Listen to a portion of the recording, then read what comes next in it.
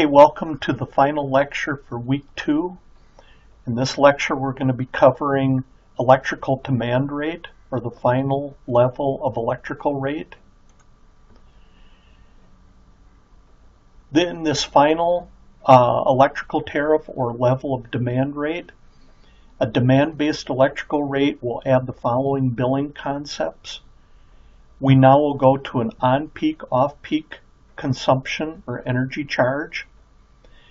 We will add a maximum demand charge, and we will add an adjustment charge for power factor, something called power factor. Now, before we actually start looking at these additive features, a demand-based rate is typically reserved for the highest level of usage for a customer. So think of a large commercial building or large manufacturing or industrial building. The first thing we have is an on-peak, off-peak energy charge. So the energy used within the month, or the consumption, is based on how much is used on-peak and how much is used off-peak. Typically the on-peak energy use is more expensive than off-peak. Remember, in a consumption bill, the energy charge was a set rate. It didn't matter what time of day it was used.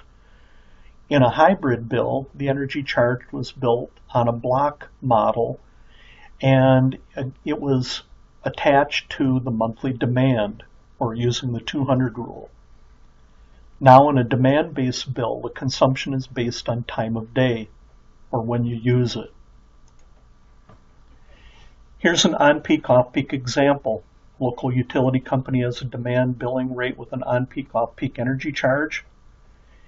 The company itself, the utility company, defines on-peak as hours Monday through Friday, 11 to 7. All other hours are off-peak. What they're going to do is they're going to charge you 3.45 cents per kWh for any consumption, or any or all consumption used during on-peak. And then the price is reduced to 3.15 cents per any kWh used off-peak. The second thing typically added to a demand-based rate is something called maximum demand charge. So you're already familiar with the monthly demand charge that was added to the hybrid rate. Well, that's still found on a demand-based bill. But we're going to add to it now is the highest kW required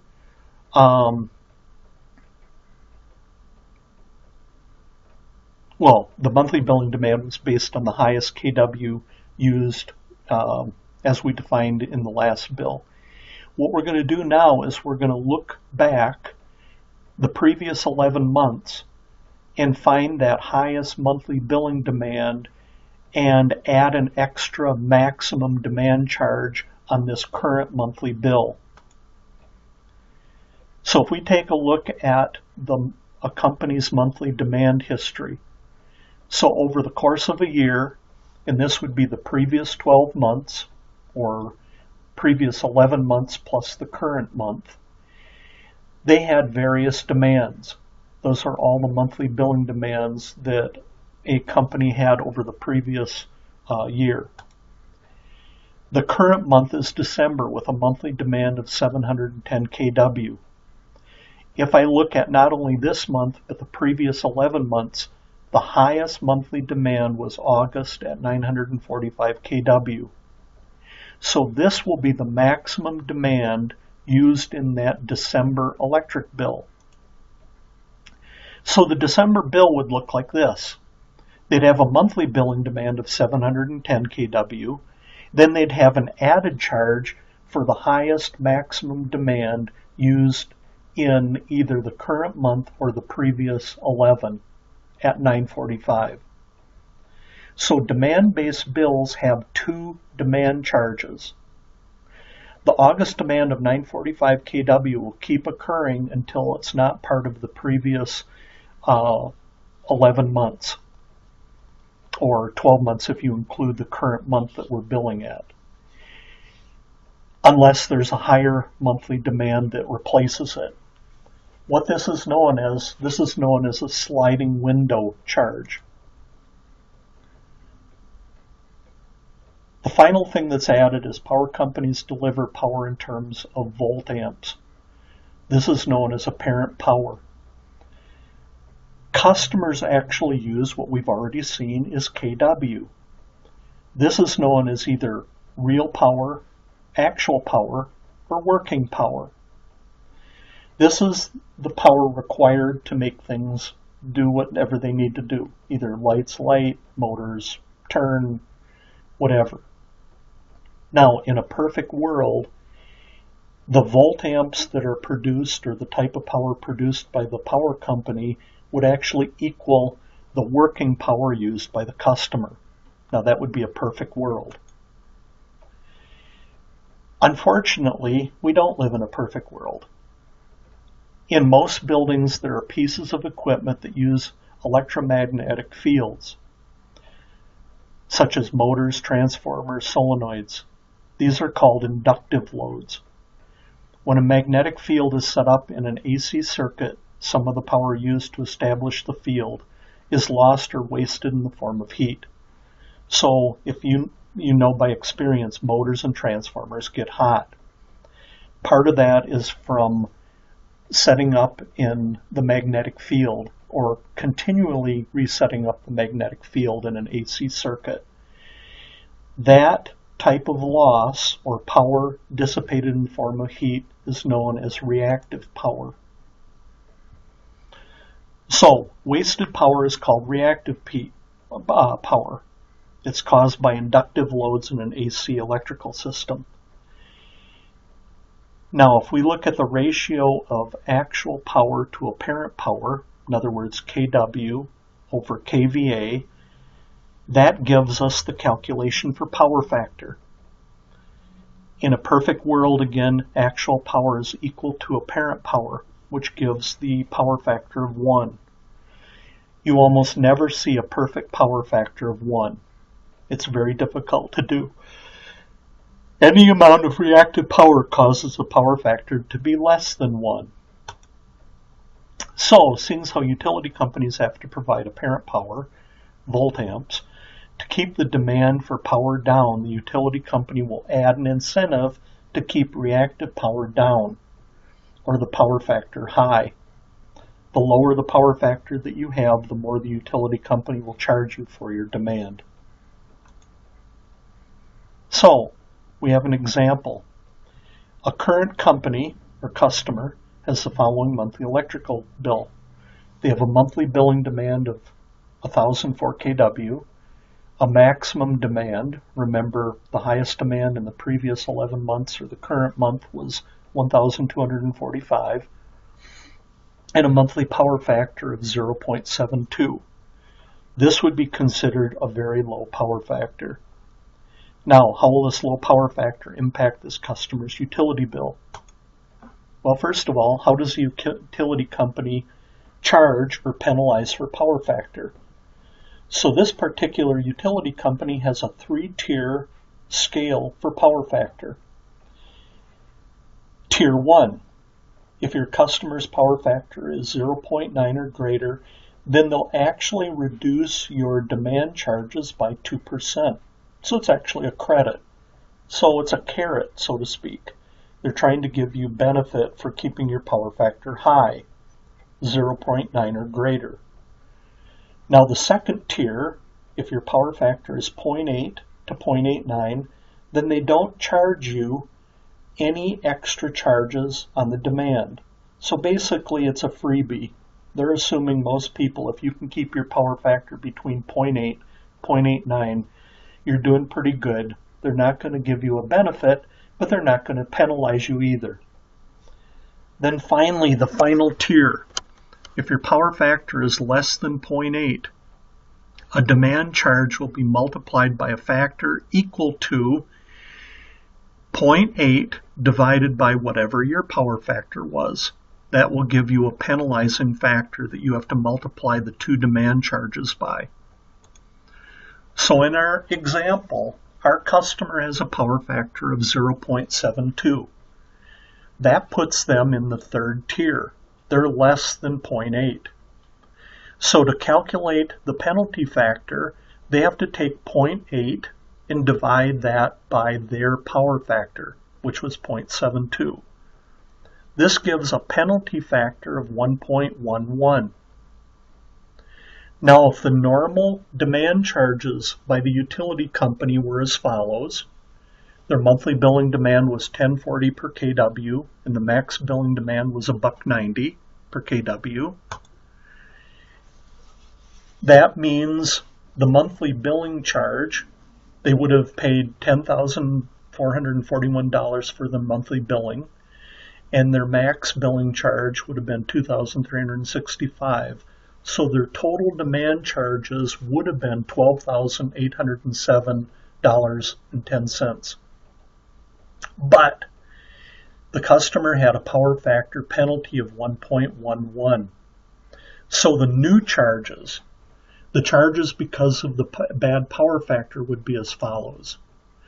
First of all, instead of paying $10.40 per monthly billing demand, you have to multiply it by the penalty factor. So they're actually going to pay $11.54, not $10.40. So they're actually going to pay for their monthly billing demand $11,586.16. Same thing on the max billing charge. Instead of paying $1.90, it's multiplied by that penalty factor. They now pay $2.11 per kW, or a total of $2,626.95. So with the penalties, their total demand charges are $14,213.11. What's the difference? They would have paid $12,805. They actually paid $14,213. They had a penalty because of poor power factor of $1,406.01. Now, power factor can be corrected using capacitors. Electrical contractors usually will do the power factor correction and calculate how much is needed.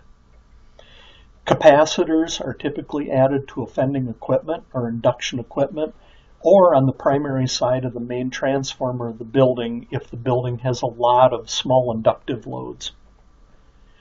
What we're going to do is you'll have more information on power factor in the next set of lectures for week 3, but right now we're going to turn to an example of a demand-based bill found at the end of your lecture notes. So please turn to the demand sample bill. Just like the previous two bills, the consumption bill and the hybrid bill, we have the company name and address, account number, the date of service or billing reads, number of days, date due, etc. Now, on the rate, this rate number is 1230. It's an electrical general primary rate. Again, the primary rate means that the customer decided to own his own transformer to get a cheaper electrical rate. And they're industrial. Again, industrial means they manufacture something. Other information, their monthly billing demand for this month was 578 kW. They had a historical demand of 708. This other information has specifically to do more with the rate structure, but they have a power factor over here of 0.92, which is actually very good. Previous billing information, they show what their total energy usage was, kWh. Now if we actually go down and look at the utility billing, you'll notice first that there's both supply charges and delivery charges all on one bill. That means this customer is not a retail open access customer because they're purchasing all their electricity from one source, not the supply from one and delivery from another. Right away, you should notice that this utility bill has 3 features. It's got on-peak and off-peak. Well, It's got an on-peak, off-peak energy charge. That's typically only found in a demand-based utility bill. If you scan down the list of billing items, there's also a max demand charge. This is another charge only found on a demand-based bill. And then finally at the bottom there's a power factor credit. This power factor was a credit because the power factor was 0.92, which actually is a really good power factor, so the company is giving them a credit for that. But we have power factor, max demand charge, on-peak, off-peak energy charge. Those three things are typically only found in a demand-based bill. So this overall bill is demand-based. If we look down at the bottom, there's a total electrical charge. This is the subtotal. They have a sales tax of $51.59, and as you remember, they were classified as industrial.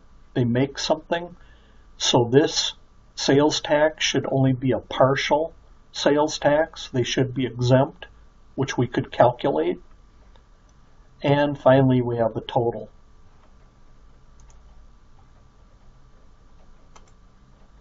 This ends the lectures for week 2.